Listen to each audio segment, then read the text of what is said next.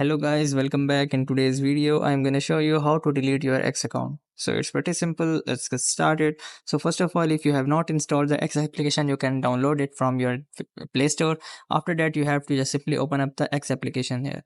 So I'm just opening up the X application or Twitter application. So after opening up the X application, you guys can see our account has already logged in. So after that, you have to just simply tap on the top left corner of your profile icon. So just simply tap on your profile. Now here are some options. So what you have to do is just simply go to settings and sport, which is the last option to provide the drop down menu. You guys can see here in the drop down menu, the first option is settings and privacy. Simply click on it. So after clicking on it, you guys have to just simply select the first option, which is your account. Simply tap on this first option.